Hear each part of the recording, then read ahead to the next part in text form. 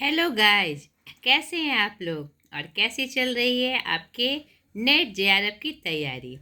आशा करती हूँ बहुत अच्छी चल रही होगी। आज के इस प्रीता पहचान क्लासेस में यूजीसी नेट जेआरएफ जून 2025 के सीरीज में हम देखेंगे पेपर 2 हिंदी हिंदी साहित्य का इतिहास डे 3। इससे पहले हिंदी साहित्य का इतिहास का 2 वीडियो हमने देख लिया है, डे 1 डे 2 में। आज हमारी अंतिम कड़ी है हिंदी साहित्य के इतिहास की। तो चलिए स्टार्ट करते हैं हम भक्ति काल, रीति काल और आधुनिक काल से संबंधित सारी बातें। इससे पहले जो हमारा वीडियो बना है हिंदी साहित्य के इतिहास का, यह उसी की कड़ी है। इसीलिए इसको अच्छे से समझने के लिए आपको तीनों वीडियो अच्छे से देखना होगा, क्योंकि कुछ बातें पहली कड़ी में, कुछ बातें दूसरी कड़ी में और कुछ बातें तीसरी कड़ी में समाहित होती है। तो मैंने पूरे सिलेबस को हिंदी साहित्य का इतिहास 3 पार्ट में मैंने बांट दिया था, डे 1 डे 2 डे 3, ताकि आप सारी बातों को अच्छे से समझ सके और कोई भी पॉइंट आपका नहीं छूटे। तो यह जो हमारा वीडियो है डे 3 का, उसकी बहुत सारी बातें हमने इसके पहले के वीडियो में ही बता दी है। तो जो छूटी हुई बातें हैं और जो महत्वपूर्ण बातें हैं, उसी तथ्य की चर्चा आज हम करेंगे। ठीक है दोस्तों, हमने पिछले वीडियो में देखा था, मैं फिर से वो नहीं बताऊंगी क्योंकि आपका टाइम वेस्ट हो जाएगा और एक ही बात 1-2 बार हो जाएगी। तो आप थोड़ा ध्यान अपना लगाइए कि इसके पहले कि हमने वीडियो में देखा था भक्ति काल के प्रमुख कवि एवं रचनाकार, यानी जितने भी प्रमुख रचनाकार थे भक्ति काल के, चाहे वह किसी भी धारा के थे, उनके बारे में मैंने पूरी जानकारी बृहद रूप से आपको दी थी। ठीक है, तो वो उसका एक पार्ट था, भक्ति काल का एक पार्ट था। तो फिर से रिवीजन के क्रम में भक्ति काल के 2 धाराएं चली हुई थी, एक निर्गुण भक्ति और दूसरी सगुण भक्ति। नहीं, निर्गुण भक्ति की भी फिर 2 धाराएं थी, ज्ञानाश्रयी शाखा और प्रेमाश्रयी शाखा। और सगुण भक्ति की भी 2 धाराएं थी, रामाश्रयी शाखा और कृष्णाश्रयी शाखा। तो मैंने आपको बताया था कि ज्ञानाश्रयी शाखा में वैसे कवि एवं रचनाकार हुए जिन्होंने ज्ञान के माध्यम से, उपदेश के माध्यम से हमें भक्ति के मार्ग को दिखाया और बताया। और प्रेमाश्रयी शाखा में ऐसे सूफी संत कवि हुए या ऐसे भक्त कवि हुए जिन्होंने प्रेम को क्या कहते हैं, सही मार्ग मानकर, भक्ति का सही मार्ग मानकर उनके रूप में क्या कहते विवेचना की। नहीं, प्रेम मतलब ईश्वर से प्रेम नहीं, चाहे प्रेम का एक विशेष अर्थ उन्होंने यहाँ पर प्रतिपादित किया। और यहाँ पर ज्ञानाश्रयी शाखा और प्रेमाश्रयी शाखा को एक और रूप में हम जाने कि निर्गुण भक्ति जो थी हमारी, वह निराकार रूप में थी, किसी विशेष भगवान या विशेष रूपाकार भगवान की पूजा नहीं की जाती थी। इसमें एक शक्ति पुंज को माना जाता था, जिसे मानकर यह विश्वास किया जाता था कि ऐसी कोई शक्ति है जो हमारे ब्रह्मांड में है, जो हमें चला रही है, पूरी प्रकृति को चला रही है और सर्वशक्तिमान सत्ता के रूप में। ठीक है, तो इसी रूप में उन्होंने किसी विशेष भगवान को अपना मतलब आराध्य नहीं माना। ठीक है, इस संदर्भ में ये बात आपको इम्पोर्टेंट रूप से याद रखनी है। चाहे वो ज्ञानाश्रयी शाखा के थे, चाहे प्रेमाश्रयी शाखा के थे, दोनों जो भक्त कवि हुए उन्होंने निराकार रूप से एक सर्वशक्तिमान सत्ता की आराधना की। ठीक है, और जो सगुण भक्ति के भक्त कवि हुए, उन्होंने रामाश्रयी शाखा और कृष्णाश्रयी शाखा, जो 2 रूप हमारे सामने आता है, यहाँ पर प्रभु राम को उन्होंने, जो अयोध्या के वासी राम थे, उनको उन्होंने माना। और कृष्णाश्रयी शाखा में जो कृष्ण अवतार के रूप में थे, उन्होंने द्वापर युग में जो कृष्ण अवतार के रूप में हुए, उन्होंने उनको माना। ठीक है, तो उसका भी बृहद रूप मैंने आपको यहाँ पर बताया है कि ज्ञानाश्रयी शाखा कि किस रूप में, किस प्रकार से कौन कौन से कवि और रचनाकार हुए थे। ये बात आपको स्पष्ट हो गई होगी। और एक बात, निर्गुण भक्ति के कवि में आपने बहुत सारी ऐसी रचनाएं देखी होगी जिसमें राम की चर्चा हुई है। कभी कबीरदास जी ने राम के रूप में चर्चा की है, कबीर ने, रविदास जी ने, कभी कहीं कहीं गुरु गोविंद जी ने भी राम के रूप में अपने आराध्य की चर्चा की है। तो यहाँ राम का तात्पर्य अयोध्या के नाम से नहीं है, एक संबोधन है उनके आराध्य के नाम से। यह बात भी आपको स्पष्ट रूप से याद रखनी है। ठीक है, चलिए इस संदर्भ में ये बात तो हमने देख ही लिया था कि इन धारा के, चारों धारा के प्रमुख कवि एवं रचनाकार कौन कौन थे। तो इसमें समय को ना गवाते हुए अब हम भक्ति काल से जुड़ी कुछ और बातों को देखेंगे, महत्वपूर्ण तथ्य को देखेंगे। तो चलिए, भक्ति काल जिसकी समय सीमा 1375 से 1700 ईस्वी मानी गई है, यह सर्वमान्य रूप से ये मानी हुई ईस्वी सन है। संपूर्ण साहित्य के श्रेष्ठ कवि और उत्तम रचनाएं इसी काल में हमें दिखाई पड़ती है। तो चलिए फिर से थोड़ा सा पीछे, हिंदी साहित्य का इतिहास मुख्यतः 4 कालों में बटा है: आदिकाल, मध्यकाल और आधुनिक काल। नहीं, इसकी जानकारी ही भी हमको लेनी है तो उसका 6वीं से 13वीं शताब्दी, पूर्व मध्यकाल भक्ति काल, उत्तर मध्यकाल रीतिकाल और आधुनिक काल 14वीं से 17वीं शताब्दी तक। अब भक्ति काल से जुड़ी और कुछ महत्वपूर्ण बातें। भक्ति काल का नामकरण देखिए किस किस रूप में हुआ और किसने क्या नाम दिया। कलात्मक उत्कर्ष का काल, पृथ्वी नाथ कमल जी ने इन्हें क्या कहा, कुलश्रेष्ठ जी ने इन्हें कलात्मक उत्कर्ष का काल कहा है। इंपॉर्टेंट रूप से आपको ये बात याद रखनी है। स्वर्ण युग श्याम सुंदर दास एवं जॉर्ज ग्रियर्सन ने, यहाँ पर स्वर्ण युग और स्वर्ण काल में आप कंफ्यूज नहीं करिएगा। सुंदर दास जी ने, श्याम सुंदर दास जी ने स्वर्ण युग कहा और ग्रियर्सन ने इसे क्या कहा, स्वर्ण काल। ठीक है, याद रखनी है ये बात। एक नई दुनिया हजारी प्रसाद द्विवेदी जी ने, भक्ति काल आचार्य रामचंद्र शुक्ल जी ने, और समय सीमा सन 1318 से 1643 ईस्वी। इन्होंने इसे हिंदी साहित्य का वास्तविक प्रारंभ माना था। किसने, आचार्य रामचंद्र शुक्ल जी ने। भक्ति आंदोलन को लोक जागरण काल हजारी प्रसाद द्विवेदी जी ने कहा। एक नई दुनिया और लोक जागरण काल, दोनों नामकरण किसके द्वारा दिया गया है, हजारी प्रसाद द्विवेदी जी द्वारा। कंफ्यूज नहीं करना, एक नई दुनिया भी इन्होंने इस काल को कहा और लोक जागरण काल भी कहा। ठीक है, काल और लोक जागरण काव्य किसने कहा, रामविलास शर्मा में। यहाँ 2 बात थोड़ी कंफ्यूज वाली थी, स्वर्ण युग स्वर्ण काल, तो आप कंफ्यूज नहीं करिएगा। स्वर्ण युग श्याम सुंदर दास जी ने, स्वर्ण काल ग्रियर्सन जी ने, लोक जागरण काल हजारी प्रसाद द्विवेदी जी ने और लोक जागरण काव्य रामविलास शर्मा जी ने। तो चलिए थोड़ा भक्ति काल की पृष्ठभूमि को हम देख ले। इसकी समय सीमा 13वीं शताब्दी के बाद से 17वीं शताब्दी तक है। बार बार मैं ये बता रही हूँ आपको, इसको एकदम याद रखना है। इसी चरण में उत्तर भारत इस्लाम के संपर्क में आया। ये प्रश्न भी बहुत बार आया है। हिंदी साहित्य के भक्ति काल का संबंध उत्तरी भारत के भक्ति आंदोलन से है। इसका विस्तार तुगलक वंश से लेकर मुगल वंश के बादशाह शाहजहां के शासनकाल तक है। ये बात भी आपको अच्छे से याद रखनी है। भक्ति काल की समय सीमा आचार्य रामचंद्र शुक्ल जी ने, जो कि सर्वमान्य मत है, मैंने अभी बताया भी आपको, विक्रम संवत 1375 से 1700 तक। ठीक है, और 1318 ईस्वी से 1643 ईस्वी तक। विक्रम संबंध में ईस्वी सन को 57 साल घटाया जाता है। ठीक है, तो दोनों काल आपको याद रखना है। विक्रम संवत में भी पूछ सकता है और सन ईस्वी में भी पूछ सकता है, तो दोनों काल आपको याद रखना है। ठीक है, डॉक्टर नगेंद्र ने 14वीं शताब्दी से 17वीं शताब्दी तक को भक्ति काल का समय माना।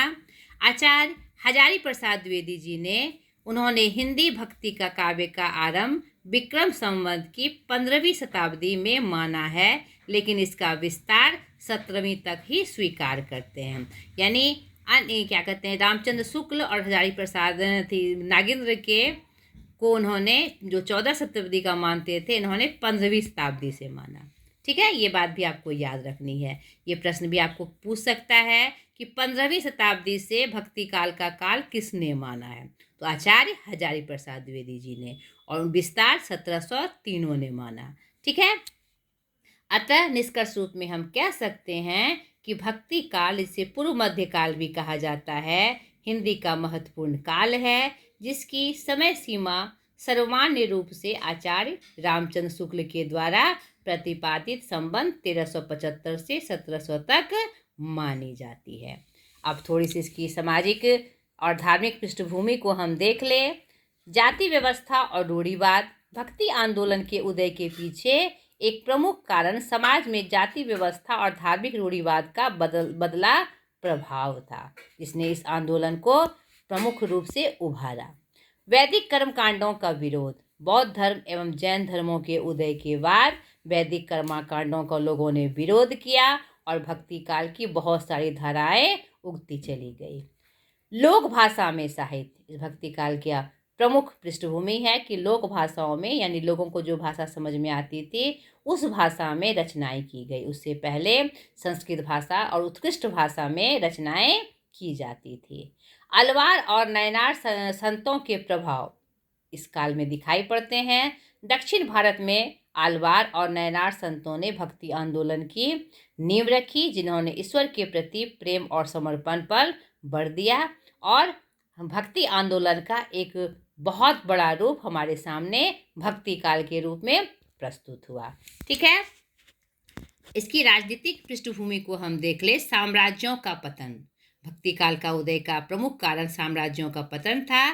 दिल्ली सल्तनत और मुगल साम्राज्य के पहले भारत में छोटे छोटे राज्यों और सामंतों का शासन था, जिससे राजनीतिक अस्थिरता बनी रही। साम्राज्यों के बीच संघर्ष। विभिन्न साम्राज्यों के बीच संघर्ष और राजनीतिक अस्थिरता ने आम लोगों को धार्मिक और आध्यात्मिक सहारा खोजने के लिए प्रेरित किया। मुस्लिम शासन का प्रभाव। मुस्लिम शासकों के शासनकाल में धार्मिक सहिष्णुता और समन्वय की भावना बढ़ी, जिसने भक्ति आंदोलन को आगे बढ़ने में मदद की। यहाँ पर कंफ्यूज नहीं करना है, मुस्लिम शासन यानी बहुत सारे सूफी संत अन्य अन्य देशों से भारत में आए और उन्होंने सूफी संत धारा का प्रचार प्रसार किया, जिससे धार्मिक सहिष्णुता और समन्वय की भावना को बल मिला। ठीक है, इस प्रकार हम पाते हैं कि इस आंदोलन ने भारतीय समाज और संस्कृति पर गहरा प्रभाव डाला और हिंदी साहित्य को एक नया रूप दिया। अब चलिए रीति काल से संबंधित महत्वपूर्ण तथ्य को हम जाने। इससे पहले के वीडियो में हमने रीति काल के भी काल के सारे कवियों, रचनाओं और उनकी जो रचनाएं हैं उनके बारे में हमने विस्तार से जाना था। ठीक है, तो वो चीज़ नहीं बताते हुए उसके आगे के तथ्य को हम देखेंगे। ठीक है, इसकी समय सीमा 1643 ईस्वी से 1843 ईस्वी और विक्रम संवत के रूप में 1700 से 1900 तक क्या माना जाता है, रीतिकाल का समय। नामकरण। अब देखिए, इसका भी नामकरण अलग अलग विद्वानों ने अलग अलग नाम से किया है, ये आपको इम्पोर्टेंट रूप से याद रखनी है। मिश्र बंधु ने अलंकृत काल, रामचंद्र शुक्ल ने रीति काल, जो कि सर्वमान्य रूप से जाना जाता है और प्रयोग किया जाता है। पंडित विश्वनाथ प्रसाद मिश्र ने श्रृंगाल काल और डॉक्टर रमाशंकर शुक्ल रसाल ने इसे कला काल कहा। ठीक है, अब इसके प्रवर्तक कौन है, इसे भी अलग अलग विद्वानों ने अलग अलग रूप से जाना। ठीक है, ये भी बात आपको इम्पोर्टेंट रूप से याद रखनी है। रामचंद्र शुक्ल ने चिंतामणि त्रिपाठी को इसका प्रवर्तक माना। विश्वनाथ प्रसाद मिश्र जी ने कृपाराम को इसका प्रवर्तक माना और डॉक्टर नगेंद्र जी ने केशव दास को इसका प्रवर्तक माना है। और वास्तव रूप में केशव दास को ही रीतिकाल का वास्तविक रूप से प्रवर्तक माना गया है। ठीक है, लेकिन तीनों नाम से आपको ये बात याद रखनी है। रीति को काव्य की आत्मा मानकर आचार्य वामन ने रीति संप्रदाय का प्रवर्तन किया। ठीक है, इसके अनुसार, किसके अनुसार? वामन जी के अनुसार विशिष्ट पद रचना रीति अर्थात गुण विशिष्ट रचना पद संगठना पद्धति विशेष का नाम रीति है। इसीलिए यह क्या कहलाया? रीति काल कहलाया। इसकी कुछ विशेषताओं को हम देख ले। इसमें श्रृंगारिकता, आचार्यत्व का प्रदर्शन, अलंकारिकता एवं चमत्कारिकता, ब्रज भाषा की प्रधानता, वीर काव्य जिसमें भूषण जी का नाम प्रमुखता से आता है, भक्ति और नीति काव्य, ये सारी विशेषताएं हमें रीति काल के रचनाओं में दिखाई पड़ती है। अब कुछ इसमें संबंधित कुछ विशेष बात। रीति काल का प्रथम ग्रंथ भारत के नाट्य शास्त्र पर रचित कृपा रामकृत हित तरंगिणी 1541 ईस्वी जिसका प्रकाशन वर्ष था उसको माना जाता है। यह बात भी आपको वीवीआई के रूप में यानी वेरी वेरी इंपॉर्टेंट के रूप में याद रखनी है। चलिए इससे जुड़ी कुछ और बातें। इस रीति काल में 3 धाराएं प्रमुख रूप से बह रही थी रीति काल में, और यह किससे संदर्भित थी? राजाओं और सामंतों के शास्त्रीय ज्ञान प्रदान करने के लक्षण ग्रंथ में यह जो धाराएं 3 धाराएं हैं वह हमारे सामने प्रस्तुत होती है। कौन कौन सी 3 धाराएं थी और उसके प्रमुख कवि कौन थे ये भी आप देख लीजिए, प्रमुख कवि और उसके प्रवर्तक। ठीक है। रीतिबद्ध केशवदास, चिंतामणि त्रिपाठी, कुलपति मिश्र, सेनापति भिखारीदास आदि, इन सबों जितने भी रचनाकार हैं उनकी प्रमुख रचनाओं का वर्णन भी मैंने पिछले वीडियो में किया है, आपको उसको जरूर देखना है। ठीक है, अगर आपने नहीं देखा है तो। रीति सिद्ध धारा के कवियों में बिहारी जी का नाम प्रमुखता से लिया जाता है। सेनापति, बेनी वाजपेयी और वृंद आदि इसके अन्य कवि हैं रीति सिद्ध धारा के। रीति मुक्त धारा इसकी तीसरी धारा है, जिस धारा में प्रमुख कवि के रूप में आलम, घनानंद, बोधा, ठाकुर, द्विजदेव आदि का नाम आता है। एक और बात, रीतिबद्ध जो धाराएं थी, डॉक्टर नगेंद्र ने रीतिबद्ध कवियों को 2 वर्गों में विभक्त किया है। यहाँ पर 3 धाराएं, कंफ्यूज नहीं करना है। रीति काल की 3 प्रमुख धाराएं थी, उसके प्रमुख कवियों के बारे, रचनाकारों के बारे में हमने जाना। अब हम जान रहे हैं डॉक्टर नगेंद्र ने रीतिबद्ध धारा को जो 2 भागों में विभक्त किया उसके बारे में हम जान रहे हैं। ठीक है, तो 2 भागों वर्गों में विभक्त किया, एक सर्वांग निरूपक कवि और एक विशिष्टांग निरूपक कवि। किसके द्वारा? डॉक्टर नगेंद्र के द्वारा। अब देखिए सर्वांग निरूपक कवि कौन कौन थे? चिंतामणि, कुलपति मिश्र, कुमारमणि, सोमनाथ, भिखारीदास, रसिक गोविंद, देव, अमीरदास आदि। ठीक है, और प्रताप सिंह आदि। और विशिष्टांग रूपक कवि में जो हुए, जो धाराएं हुई, इसके भी अलग से उन्होंने 3 वर्ग में से विभाजित किया। एक तो 2 वर्ग, विशेष 2 वर्ग में विभाजित किया, सर्वांग निरूपक और विशिष्टांग निरूपक। और विशिष्टांग निरूपक कवि में भी उन्होंने 3 वर्गों में उसे बांटा, एक रस निरूपक, दूसरा अलंकार निरूपक और तीसरा छंद निरूपक। ध्यान से समझिए मेरी बातों को। रस निरूपक कवि में तोष, सुखदेव, रसलीन, पद्माकर, राम सिंह, उजियारे, चंद्रशेखर वाजपेयी, प्रवीण, मतीराम आदि आते हैं। अलंकार निरूपक में भूषण, मतीराम, जसवंत सिंह, दूल्ह, पद्माकर आदि। छंद निरूपक में भूषण, मतीराम, देव, चिंतामणि और पद्माकर आदि। यहाँ पर आप एक बात से जरूर कंफ्यूज कर रहे होंगे कि हर निरूपक कवि में मिलता जुलता नाम आ रहा है, इसमें भी देव, इसमें भी देव, इसमें भी भिखारीदास, इसमें भी भिखारीदास। तो यहाँ पर ये स्पष्ट रूप से समझ लीजिए कि जिन्होंने सर्वांग निरूपक कवि की रचना की, उन्होंने विशिष्टांग निरूपक रचनाओं की भी रचना की। उन्होंने अलंकार में भी लिखा, किसी किसी ने रस में लिखा और किसी किसी ने छंद में लिखा। यहाँ पर कंफ्यूज नहीं करना है, बस आपको विशेष रूप से नाम याद रख लेना है कि ये सर्वांग निरूपक कवि थे, विशिष्टांग निरूपक कवि थे। जिसमें रस निरूपक कवि कौन मुख्य रूप से, अलंकार निरूपक कौन और छंद निरूपक कौन। एक कवि दोनों निरूपक रचनाएं लिख सकते थे। ठीक है, तो यहाँ पर कंफ्यूज नहीं करना है। रीतिकालीन कवियों ने दोहा, सोरठा, कवित और सवैया जैसे छंदों का प्रयोग किया है। बिहारी ने दोहा और सोरठा जैसे छोटे छंदों में भी बेहतरीन चित्र उपस्थित किए। इस काल के कवियों की काव्य भाषा ब्रजभाषा थी। ग्वाल कवि रीति काल के यानी रीतिबद्ध कवि ग्रंथकार कवि हैं, यानी रीतिबद्ध, ठीक है। और रीति कंफ्यूज नहीं करना, रीति ग्रंथकार यानी रीतिबद्ध कवि, और वे इस काल के अंतिम आचार्य हैं। कौन? ग्वाल कवि। यह बात भी आपको इम्पोर्टेंट रूप से याद रखनी है, ठीक है। तो यहाँ पर रीतिकाल से संबंधित सारी बातों का विवरण हमने आपको दिया। तो यहाँ इसके पिछले के वीडियो में मैं बार बार आपको यहाँ पर निर्देशित कर रही हूँ कि रीतिकाल के जितने प्रमुख कवि थे, तीनों धाराओं के, उनके बारे में और उनकी रचनाओं के बारे में इसके पहले की वीडियो में हमने पूरा विस्तार से बताया है, ठीक है। तो यानी कि तीनों पार्ट में हमने हिंदी साहित्य के इतिहास को बांटा, डे 1, डे 2, डे 3, यानी तीनों डे में कुछ ना कुछ बातें तीनों चीज़ों से जुड़ी हुई है, ठीक है। अब चलिए आधुनिक काल, जो एक प्रमुख काल था, उसके बारे में हम विशेष रूप से जानें। आधुनिक काल, इसके पहले के वीडियो में जो आधुनिक काल की प्रमुख रचना एवं रचनाकार और विभिन्न धाराएं हमने देखी थी, पूरे विस्तार से देखी थी, ठीक है। अब आधुनिक काल से संबंधित जो प्रमुख छूटी हुई बातें हैं, हम उसको देखेंगे। इसलिए मैं बार बार मैं ये आपको बता रही हूँ कि तीनों डे 1, डे 2, डे 3 तीनों एक दूसरे से संदर्भित हैं। तो कुछ बातें इसमें, कुछ बातें इसमें, कुछ बातें इसमें हमने कही है। तो आपको तीनों वीडियो बहुत ध्यान से देखना होगा।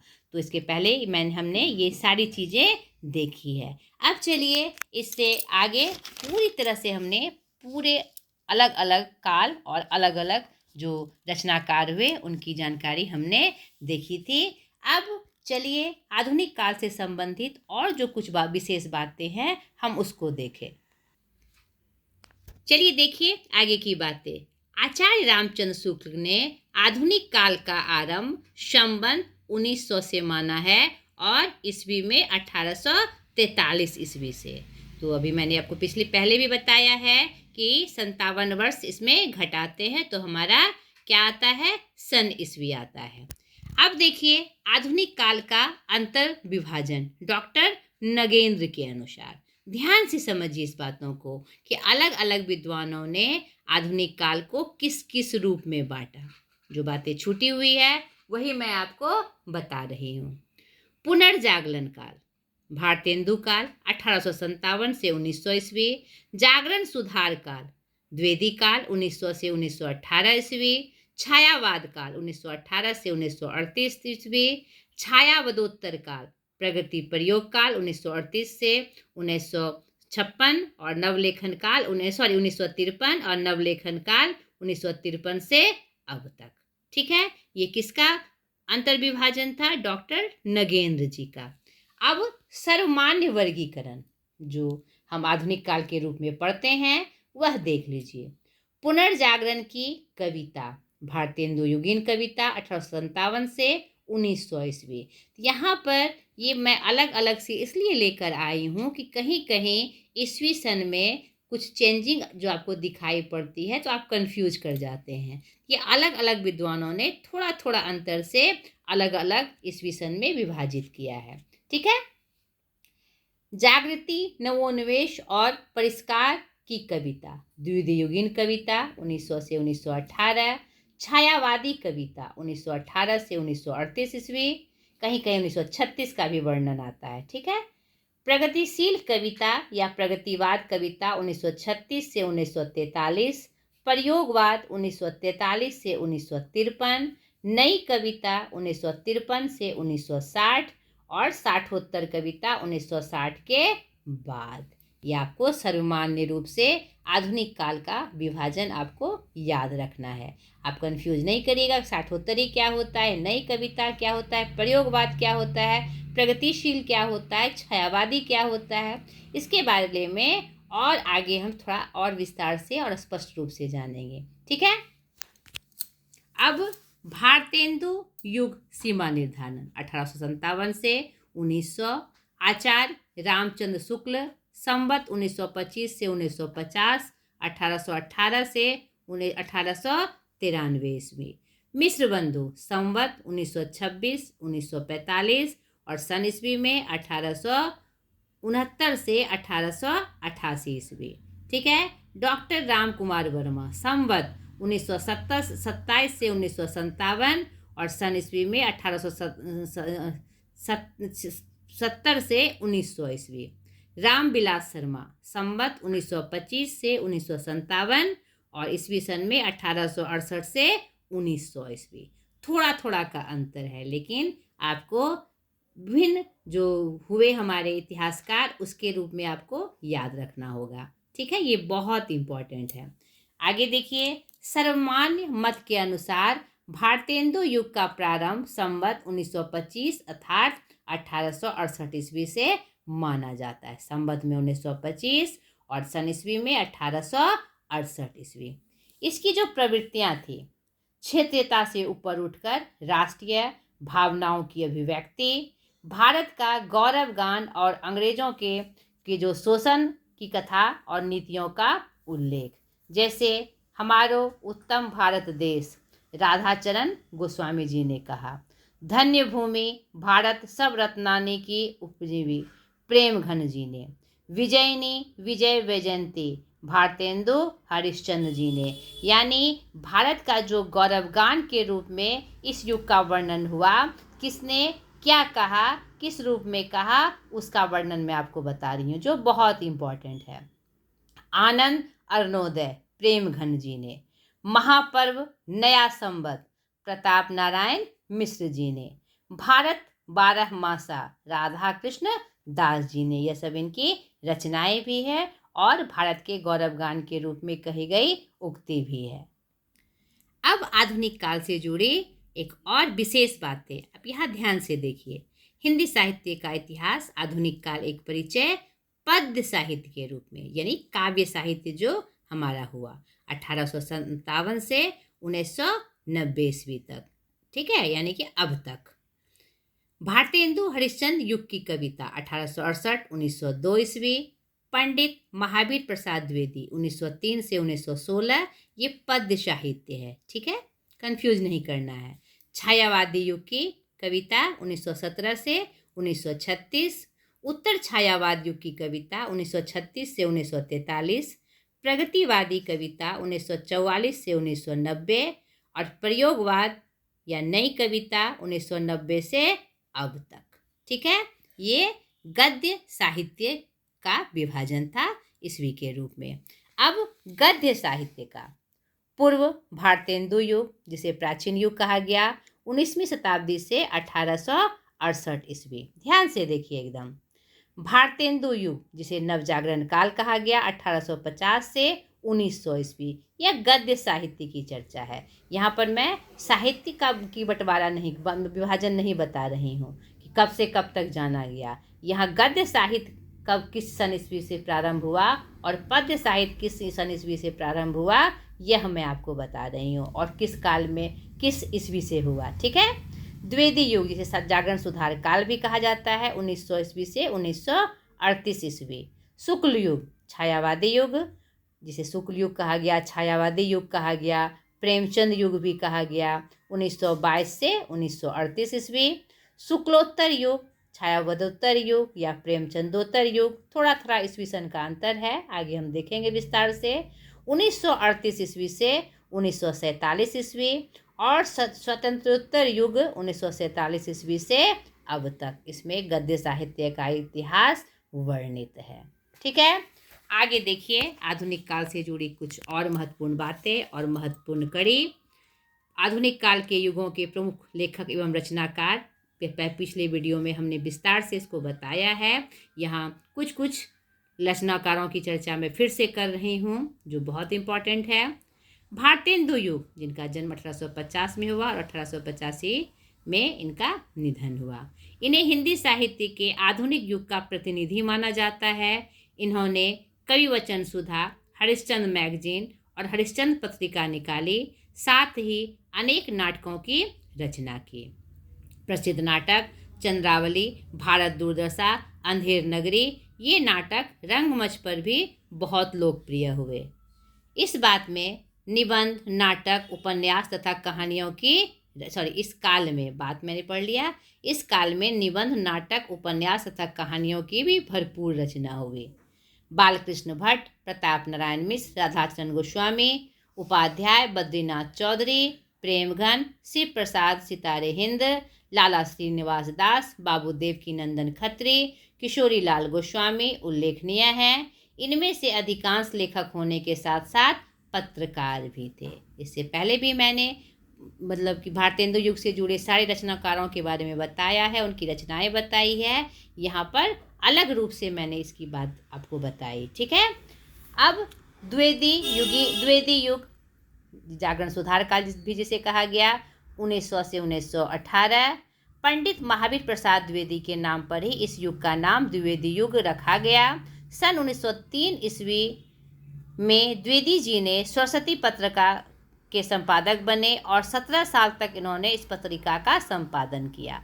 कहीं कहीं 18 साल भी आता है, तो जो 17-18 साल दोनों सही है। यह आधुनिक हिंदी साहित्य के उत्थान का विकास काल है। वे हिंदी के पहले व्यवस्थित समालोचक थे, ये बात भी आपको याद रखनी है। महावीर प्रसाद द्विवेदी हिंदी के पहले साहित्यकार थे जिनको आचार्य की उपाधि मिली। यह बात भी वीवीआई के रूप में आपको याद रखनी है। इसके पूर्व संस्कृत में आचार्यों की परंपरा थी। सर्वप्रथम महावीर प्रसाद द्विवेदी को हिंदी में आचार्य की उपाधि मिली। ठीक है। उसके बाद का काल छायावाद काल, 1918 से 1936। इसी काल में शुक्ल युग भी कहा गया, जो आचार्य रामचंद्र शुक्ल के नाम पर रखा गया था, और प्रेमचंद युग से भी संबोधित किया गया। खाली ईस्वी सन में थोड़ा थोड़ा अंतर है। प्रेमचंद के नाम के छायावाद काल 1918 से 1936, प्रेमचंद युग भी 1918 से 1936 ईस्वी, शुक्ल युग 1920 से 1940 को बताया गया, कहीं कहीं 1922 से 1938 ईस्वी। आपको सन ईस्वी याद रखना है। छायावाद कहे, शुक्ल युग कहे, प्रेमचंद युग कहे, लगभग सेम सन ईस्वी थी, थोड़ा थोड़ा अंतर है। ठीक है।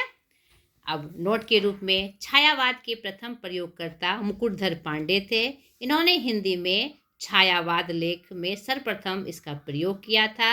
यह जबलपुर से प्रकाशित पत्रिका श्री शारदा, जिसका प्रकाशन वर्ष 1920 ईस्वी है, में 4 किस्तों में प्रकाशित हुआ था। छायावाद के प्रमुख कवि, जिसे 4 स्तंभ भी कहा जाता है छायावाद का, जयशंकर प्रसाद, उनका जन्म निधन भी हमने आपको यहाँ पर बता दिया है। ठीक है, तो देख लीजिए। जयशंकर प्रसाद, सूर्यकांत त्रिपाठी निराला, सुमित्रानंदन पंत, महादेवी वर्मा। अन्य कवि में माखनलाल चतुर्वेदी, राम कुमार वर्मा, भगवती चरण वर्मा, उदय शंकर भट्ट, लक्ष्मी नारायण जी, उपेंद्र नाथ अस्क, गोपाल सिंह नेपाली जी आदि। अब छायावाद काल से संबंधित कुछ और विशेष बातें। छायावाद के प्रवर्तक विभिन्न विद्वानों के मत द्वारा, ठीक है, कि किसने छायावाद के प्रवर्तक किसको माना। ठीक है। आचार्य रामचंद्र शुक्ल ने मुकुटधर पांडे को छायावाद का प्रवर्तक माना। नंद दुलारे वाजपेयी ने सुमित्रानंदन पंत जी को। यह बात आपको बहुत ही इम्पोर्टेंट रूप से याद रखनी है। यह प्रश्न बार बार दोहराया गया है और घुमा फिरा के दोहराया गया है। ठीक है। इलाचंद्र जोशी जी ने जयशंकर प्रसाद को छायावाद का प्रवर्तक माना।